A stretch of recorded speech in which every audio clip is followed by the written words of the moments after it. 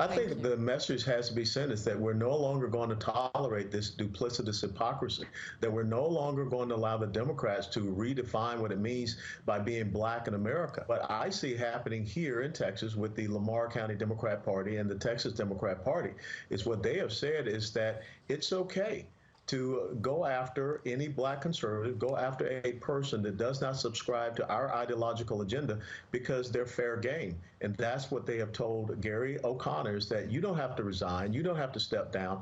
It's perfectly fine what you did. Texas GOP Chairman Allen West accusing Democrats of hypocrisy for refusing to take action against Lamar County Democratic Party Chairman Gary O'Connor after he called Republican Senator Tim Scott an Oreo. He later apologized for the racial slur and resigned, but the local Democratic Party rejected his resignation. And now a Texas GOP congressman is announcing a resolution condemning the entire Texas Democratic Party over the issue and is calling out the double standard. That Congressman Pat Fallon joins us now.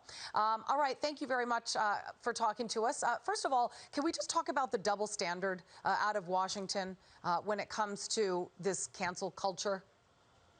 Well, Julie, thank you for having me on. And I'll tell you what, if the Texas Democrats didn't have double standards, they would have no standards at all. You have liberals that like Joy Behar and Jimmy Kimmel and the current Virginia governor, Ralph Northam, that have worn blackface, and yet they face no consequence. And this fella, Gary O'Connor, he cut deep. That was an insult that was made to wound, and his resignation should be accepted forthwith. Yeah, Congressman Byron Donalds points out that cancel culture is not coming for Democrats in this case, saying it is no secret that the media and the Democratic Party are in cahoots, and their refusal to police the racial epithets directed at Senator Tim Scott is just proof of this fact. I mean, let's just put it this way.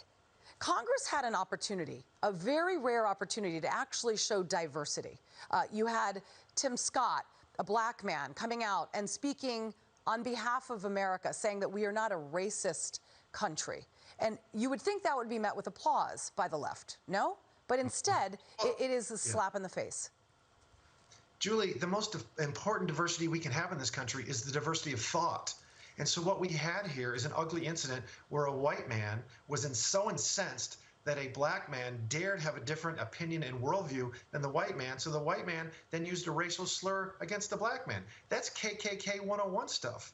And to be condemned is one thing, but then we're calling for his resignation. We're condemning the Texas Democratic Party for not calling him out. They've been radio silent and MIA. So we either are all going to join and get rid of this scourge of racism in this country, or we're not. And we should all equally face consequences here.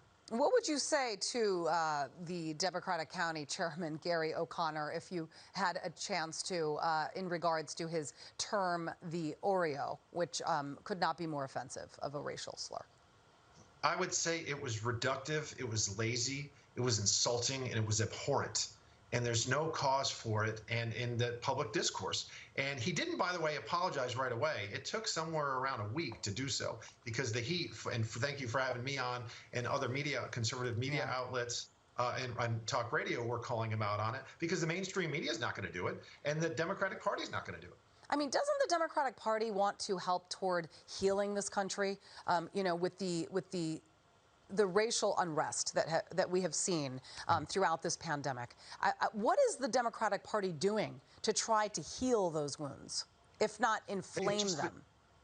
Julie, they've been just so stuck on identity politics and in gaining currency and from race baiting that we have to move forward. I thought this country was founded on e pluribus unum. It says it right on top of our dome on the statue, from many one. We have a very diverse population, and China's laughing all the way to the banking world dominance. When we divide ourselves, we have to be united. And as a conservative, I'm a conservative because I don't care what you are, I care who you are. And that's the basis of this country and our greatness. And we need to move forward together instead of focusing on some dark spots in our past. Let's learn about those, but move forward and become better together. And try inspiring. Let's try that. Congressman Pat Fallon, thank you so much for talking to us. We appreciate it. Julie, thank you and God bless. You too.